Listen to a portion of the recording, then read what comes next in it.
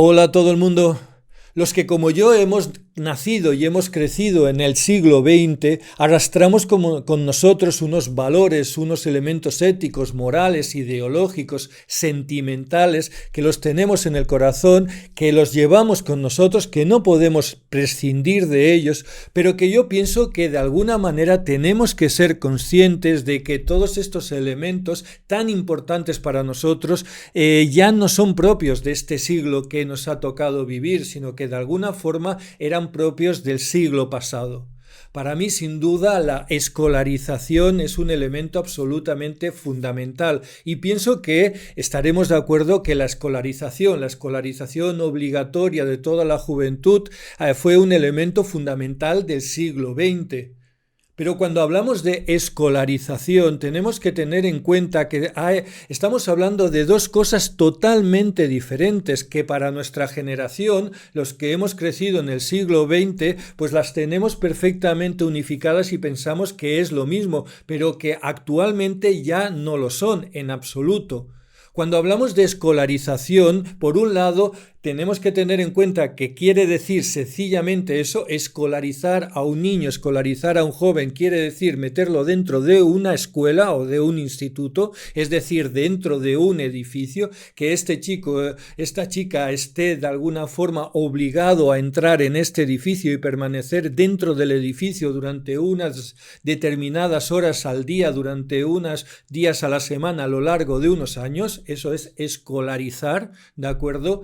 Y por otro lado, obviamente, escolarizar quiere decir no este elemento físico, sino que quiere decir que una generación está en la obligación, en la responsabilidad de dotar a la siguiente generación, a los jóvenes, de unos contenidos, de unos aprendizajes, de unas cultura, una base cultural que se aprende en esta escuela a lo largo de los años y que es un bagaje intelectual de forma que sea necesario para el día después estos jóvenes puedan ser ciudadanos en la sociedad que les toca vivir, que tengan las competencias, digamos, necesarias como ciudadanos y también laborales y también profesionales, desde luego, que sean, digamos, estén integrados dentro de la sociedad que les toca vivir, es decir, que está basado en un aprendizaje.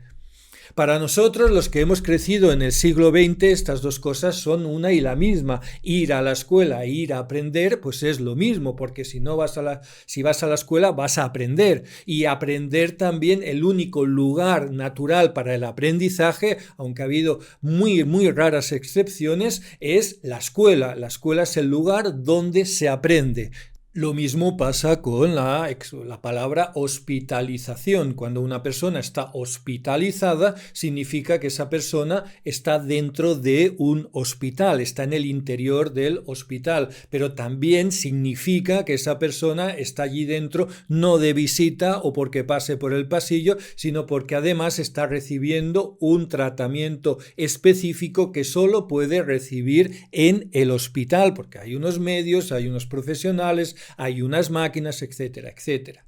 Esto que para nosotros es una trivialidad, es una verdad de perogrullo, actualmente en el siglo XXI está totalmente en crisis, porque por un lado vemos que la escolarización es un elemento con unos problemas propios, la presencia física en el aula, la presencia física de los jóvenes en el edificio ya es en sí mismo un problema, ¿de acuerdo? Y además, y esto es importante, el aprendizaje ya no necesita a la escuela. Es decir, que tenemos los mecanismos tecnológicos suficientes y cada vez más avanzados para poder transmitir el conocimiento, para que haya un aprendizaje sin necesidad de ir al edificio concreto que es la escuela o es el instituto de secundaria. Y esto está generando pues una crisis educativa de mil pares de narices, pero que aquí en Cataluña ya no es una ruptura, es un desgarro, se está produciendo produciendo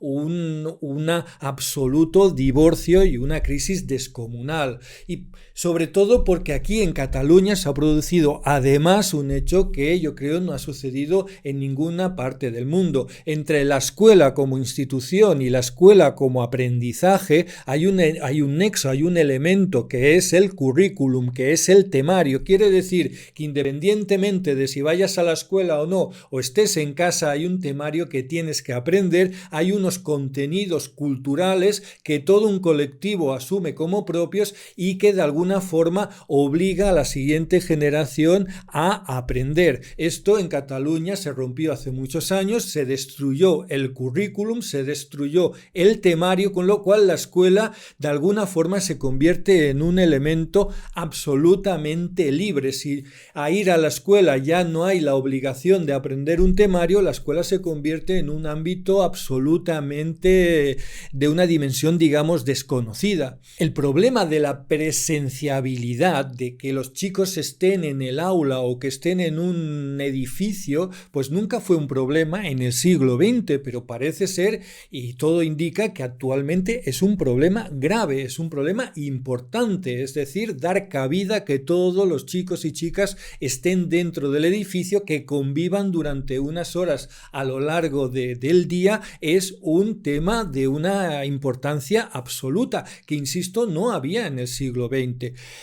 Hay un libro en este sentido, el Ernest Maragall, que fue conseller de Educación alrededor del año 2006, escribió este libro, ¿no? Una Escola Nova, Poble Lliure, donde habla de su experiencia como conseller de Educación en Cataluña, ¿de acuerdo? Y explica un poco en primera persona lo que significó, junto con un tal Francesc Colomer, que sería su segundo a bordo, ¿no? Un director general. Y es muy interesante cómo explica, en la página 37, el primer día de escuela.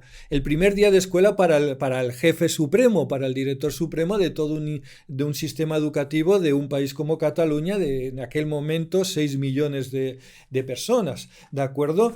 Y es muy divertido, está aquí en catalán, ¿no? Como es el primer día de escuela para un conseller. Dice, Francesc, habla a su lugarteniente, ¿no? Dice, Francesc, ¿qué es lo más importante que pasa en este departamento? Y le contesta, que las escuelas abran cada día a partir del 12 de septiembre, conseller. Dice, ¿esto es lo más importante? Dice, no hay nada más importante y no es fácil teniendo en cuenta que más de 1 millón de alumnos llegan cada día a la escuela y que se encuentren el aula equipada, los maestros y los profesores todo en condiciones. La gente lo considera normal, pero no lo es en realidad. Ciertamente es el síntoma más importante de salud de un país, tener las escuelas abiertas.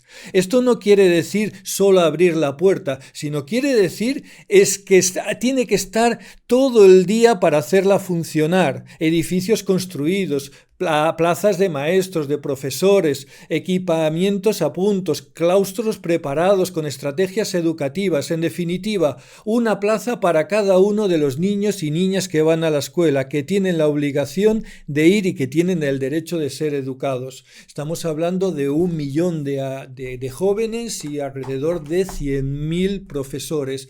Esto es el problema actual, pienso, para un sistema educativo. 1 millón de niños y de jóvenes entran en un edificio cada mañana y tienen que salir a la hora de comer y sin que eso sea un problema. Y en estos momentos podemos decir que la presenciabilidad, el problema de la presenciabilidad, es decir, que un grupo de chicos y chicas jóvenes compartan un espacio, pasen unas horas juntos dentro de un edificio físico llamado escuela o instituto, la convivencia actualmente es un problema que agota todo el sistema educativo. Y a partir de este problema de la convivencia se ha generado todo un lenguaje de antagonismos terrible entre los buenos y los malos. Tenemos por un lado los inclusivos y por otro lado los malos, que son los segregadores, los elitistas. Tenemos por un lado la escuela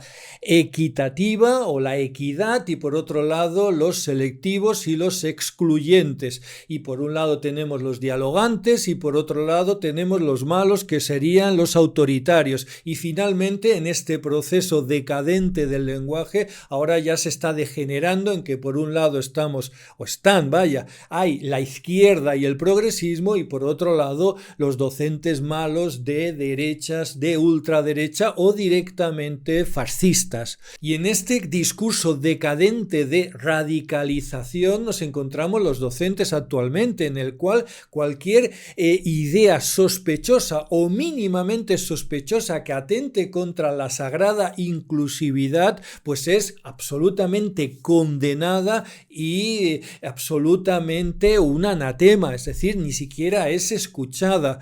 Y a partir de aquí, ¿qué podemos hacer? Pues no podemos hacer absolutamente nada. Podemos mostrar las contradicciones del sistema, claro que sí. Por ejemplo, este verano, cuando salía esta señora en la televisión pública de Cataluña, una representante de Rosa Sensat, pues reivindicando el derecho que tienen los jóvenes ruidosos a mostrar su ruido, y que el silencio en clase pues atentaba contra el sagrado derecho de estos jóvenes de hacer ruido en clase. Es decir, estamos excluyendo a los chicos ruidosos de clase. Pues les podemos enseñar su contradicción, es decir, por ejemplo, pues mostrando por otro lado, pues estos jóvenes, estos chicos, estas chicas que están en el espectro autista, y que el ruido en clase no es que sea molesto, sino es que no pueden estar en un aula donde haya un ambiente de ruido. Entonces, ¿a cuál excluimos? ¿Al uno o al otro?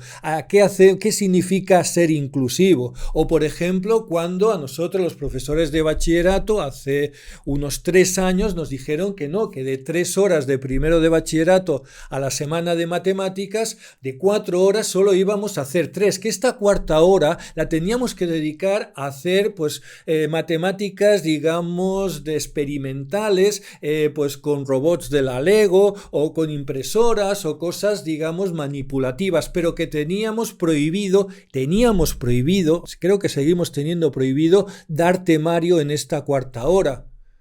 Cuando expresábamos nuestra preocupación de decir, bueno, pero es que esta cuarta hora es necesaria para que estos jóvenes, nuestros estudiantes, puedan sacar buenas notas en selectividad el año siguiente, nos venían los expertos educativos a decirnos, olvidaros de la selectividad, el bachillerato no se puede considerar solo pensando en la selectividad, el bachillerato tiene que ser una etapa educativa maravillosa donde los jóvenes aprendan muchísimas cosas, no solo pensando en la selectividad. Y qué bien que quedan, qué bonito es todo. Pero ¿qué pasa cuando tienes esta chica? Pienso en una chica concreta que yo he tenido este año pasado, que quiere estudiar enfermería y que necesita un 8 en matemáticas porque si no, no puede entrar en una plaza pública y no se puede permitir su familia pagar una plaza privada. ¿Qué le dices? ¿Que se relaje y que haga robots de la Lego? Podemos plantearnos incluso si un sistema educativo que no esté basado en el aprendizaje puede funcionar, es sostenible. Por ejemplo, aquí en Cataluña se da la circunstancia de que el autogobierno catalán lo primero que hizo al llegar la democracia es adueñarse, es quedarse, lo primero, las competencias educativas, quedarse con todo el sistema educativo preuniversitario, controlarlo.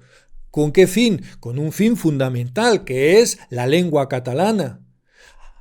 50 años después podemos ver que incluso en esto se ha fracasado, en el mantenimiento y la difusión de la lengua catalana. ¿Por qué? Pensemos en el nivel C. El nivel C de catalán es un título, es un nivel de contenidos de aprendizaje de la lengua catalana que de alguna forma es el título o el nivel necesario para ser un profesional, por ejemplo, para ser un docente en la escuela pública catalana. Muy bien, este nivel C C en un momento dado se asocia al bachillerato, es decir, que se convalida con el título de bachillerato. Yo mismo, por ejemplo, entré en la docencia, de profesor, teniendo el nivel C convalidado porque yo hice el COU, y en aquella época, en el bachillerato, en el COU, se aprendía muchísima lengua, catalán y castellano, pero muchísima lengua. Después, ¿qué han hecho? Pues han cogido y este nivel C lo han convalidado con la ESO a los 16 años. ¿Y qué han hecho más? Pues han cogido y han regalado la ESO, es decir, que actualmente un chico o una chica tiene el título de ESO sin necesidad de demostrar el más mínimo conocimiento de nada. Es decir, un sistema educativo que da la espalda al aprendizaje. ¿Qué han conseguido? Pues que el título de nivel C no valga para nada y no tenga la más mínima utilidad. Es decir, se ha desaparecido el mecanismo de la escuela pública y del sistema educativo como transmisor de conocimientos. Desde el punto de vista de una persona como yo del siglo XX, ya digo, este sistema educativo que para mí, desde mi punto de vista, está totalmente desnaturalizado porque ha perdido la esencia que es la transmisión de conocimientos, en este sistema aparecen cosas maravillosas, aparecen cosas increíbles. Por ejemplo, en la selectividad del año 2025, antes del verano, la mejor nota de selectividad de toda la provincia de Tarragona fue de una chica de Reus, que dices, pues bien por Reus, pero de una chica de Reus que ha estudiado el bachillerato en un instituto público de Reus, que dices, bien por el sistema educativo público. No, pero es que ha estudiado en un instituto público de Reus, pero estudió en ese instituto público el bachillerato internacional, que es un bachillerato que tiene un currículum y que tiene una dinámica absolutamente impermeable del sistema educativo catalán, totalmente diferente, pero que se estudia en un instituto público financiado por una fundación, la CEIEX, que está patrocinada, y tú dirás, ¿y qué es esto del bachillerato internacional? Pues a ver, para que tú me entiendas, el bachillerato internacional es como cuando tú viajas a un país de estos raros centroafricano, de por allí, que te recomiendan que bebas agua embotellada.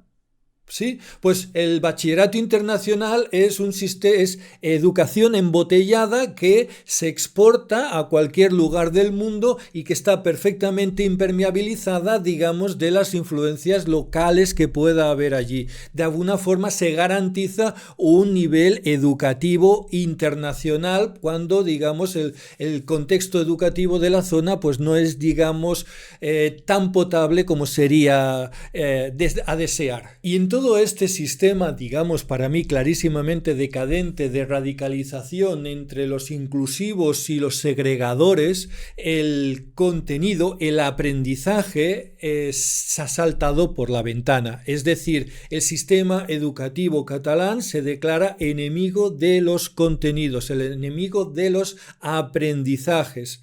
Porque no hay nada menos inclusivo, menos equitativo que el aprendizaje. Es decir, si uno sabe los números atómicos de los elementos y el otro no, entre los dos saben no. Uno lo sabe y el otro no. Si sabes las capitales de los países de Europa y el otro no, pues uno las sabe y el otro no. No hay nada menos inclusivo que esto. Y en este sentido y en este contexto, el sistema educativo catalán es absolutamente hostil al conocimiento, es hostil a la acumulación de temario, de aprendizaje, al aprendizaje de toda la vida. Y ante esto no podemos hacer absolutamente nada. Es una guerra perdida, absolutamente perdida. Pero ahora vuelvo al inicio del vídeo. Veo que tengo ya 17 minutos de vídeo. No quería haber alargado tanto esta parte, pero bueno, me ha salido así. ¿Qué le vamos a hacer? Vuelvo al inicio del vídeo para remarcar que el aprendizaje en el siglo XXI se ha desligado de la escuela. Es decir, que actualmente existe la posibilidad de aprender sin la escuela. Tenemos por un lado una escuela, un sistema educativo, unos institutos que ya se desvinculan del aprendizaje, pero también tenemos un aprendizaje que se desvincula de la escuela. Ya no es necesario ir a la escuela, no es necesario ir a los institutos para aprender. Y esto también es una novedad del siglo XXI que tenemos que tenerla muy en cuenta. ¿Y esto cómo lo podemos ver? Lo vemos cada día en las redes de comunicación, pero también lo vemos en la publicidad de nuevos productos educativos que están saliendo. El otro día, por ejemplo, me llegó a través de Facebook publicidad de la Escola Pia Online. La Escola Pia Online, la Escola Pia es una institución escolar muy importante y que ofrece ahora una posibilidad de hacer unos cursos online, cursos de formación profesional, pero también cursos de bachillerato, de refuerzo de asignaturas, es decir, allí donde no llega a la escuela ordinaria o el instituto, ofrecen unos productos para ampliar las asignaturas, para mejorar, es decir, para profundizar en el contenido, en los conceptos, en los temarios. Entramos aquí, Escola Pia Online, que quede muy claro que yo no tengo ninguna relación con esta gente, no tengo la más mínima relación con ellos, simplemente he visto esta publicidad y me ha llamado la atención. Puedes hacer ciclos formativos de grado medio y grado superior online. Puedes estudiar desde casa y solo tendrás que hacer presencial los exámenes de final de trimestre.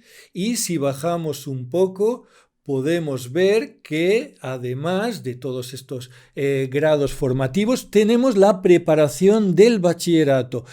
Se presenta también, por ejemplo, cursos intensivos durante el verano para aquellas personas que a lo mejor no conozcan el bachillerato, digamos, catalán. También puedes hacer una preparación para los exámenes de acceso a grado superior. Y sobre todo aquí lo tenemos, bachillerato online. Puedes estudiar online asignaturas para prepararte y tienes aquí, para mí muy interesante, un curso preuniversitario de matemáticas que consta de 2 años. Vamos a ver más información sobre este curso preuniversitario de matemáticas. Aquí lo vemos. Está orientado para alumnos de primero y segundo de bachillerato de la rama científico-tecnológica. El objetivo del curso es profundizar en conceptos matemáticos que no se contemplan en el programa de bachillerato, pero que son interesantes para cursar matemáticas, física, química, ingeniería. Se trabaja a través de webinars, se llame, a través de videoconferencia, y se trata de ampliar conocimientos, procedimientos de cálculo. Aquí tenemos las asignaturas: probabilidad, aproximación, ampliación de cálculo integral, curvas y superficies, álgebra de conjunto, estructuras algebraicas, grupos, anillos. Se realiza a lo largo de todo el curso y aquí pues lo vemos, está preparado por una profesora, clases de 45 minutos por videoconferencia. Aquí vemos el precio, 35 euros la matrícula y 35 euros mensuales. Y bueno, aquí atención individualizada, y aquí la profesora, creo que es la profesora, hace un vídeo explicando un poco cómo son las condiciones y las características de este curso. Y tenemos más productos, aquí los vemos, por ejemplo, cursos para preparación de la selectividad, dirigidos a personas que quieran prepararse las pruebas de selectividad del año 2026, en las cuales se profundiza en estas asignaturas. Aquí lo vemos, de nuevo, pues la metodología online y el precio, ya digo, 35 euros y una cuota mensual de 35 euros, pensados para aquellos que quieren profundizar y quieren sacar unas buenas notas en selectividad. Aquí vemos pues el equipo de profesores, de docentes que llevan a término pues estas asignaturas de preparación. ¿Qué tenemos aquí? Pues el principio fundamental de juntar aquel que quiere enseñar con aquel que quiere aprender en un mismo espacio. Pero ahora no se produce dentro del espacio físico de un aula, de un edificio, de una escuela, de un instituto, sino que se produce esta experiencia de aprendizaje, enseñanza-aprendizaje en el ciberespacio. Es decir, está totalmente desligado de un contexto físico. público. Insisto en que yo no tengo la más mínima relación con esta gente, simplemente he visto este anuncio y lo encuentro muy, muy interesante para entender por dónde va la tendencia de lo que es el aprendizaje en el siglo XXI. Un aprendizaje totalmente desligado de la escuela física. Esto es, para mí, solo el principio de un montón de posibilidades que tenemos para aprender, pero desgraciadamente no en un espacio físico, porque ya digo, está totalmente focalizado en otro tipo de problemas, sino en un espacio virtual. Un contexto virtual que obviamente exige unas mínimas condiciones técnicas, ¿no? Un acceso a Internet, pero también exige del alumno un elemento para mí muy importante, que es una autonomía, es decir, se supone en el alumno una autonomía en sus estudios, es decir, que no hay que ir detrás de él con el látigo para que vaya aprendiendo, algo lo que tendría que ser propio para una etapa preuniversitaria, para un contexto de bachillerato. Todo esto también nos puede ayudar a reflexionar sobre una nueva contradicción de toda esta supuesta izquierda progresista que reivindica la inclusividad. Pues vemos que y estamos viendo en este producto pensado para la gente que quiere estudiar, que estas personas pues que quieren estudiar, que quieren aprender, que quieren profundizar en un temario, pues son excluidas de un sistema educativo en el cual no encuentran realmente las condiciones para aprender un temario sólido y profundo. Necesitan irse fuera del sistema educativo, es decir, acceder a estos productos comerciales y por tanto pagarlos, que no es que sea una gran cosa, pero lo que nos podemos preguntar también es si el sistema educativo los va a tener excluidos. Tenemos que aceptar que el aprendizaje, la enseñanza cada vez más se va a canalizar a través de Internet, a través de espacios virtuales. Lo que tendríamos que prestar muchísima atención es que en estos espacios virtuales sean accesibles a todos y no solo a aquellos que se puedan permitir un pago mensual extraordinario. En este sentido, por ejemplo, yo veo totalmente diferente un producto como este que ofrece las escuelas pías de estos deleznables de Innovamat. ¿En qué se diferencian? Pues para mí está muy claro, es que en este producto de aula virtual de las escuelas pías es un producto honesto. Quiere decir que ellos ofrecen un producto a las familias independientemente de lo que tú tengas en la escuela o pagues o no pagues en la escuela, recibas o no recibas en la escuela, te ofrecemos un producto con estas condiciones, con estos temarios y lo puedes pagar o no libremente, mientras que las escuelas en estos momentos se están viendo presionadas para tener que comprar extra este producto. Innovamat en Internet, en YouTube, estoy viendo cada día gente que protesta, familias que protestan que no quieren pagar Innovamat en su escuela y que les obligan a pagar Innovamat en su escuela, cuando después entre ellos pues comentan precisamente que la ley catalana de educación, la Generalitat, prohíbe taxativamente el pago extra a las familias, que en la escuela, tanto la pública como la concertada, es un espacio gratuito, que nadie puede obligar a las familias a pagar algo que no quieren pagar. Pues sin embargo, aquí van ellos haciéndote pagar este producto. Esto es lo que no se debe hacer. En fin, muchas gracias por vuestro tiempo una vez más y hasta la próxima.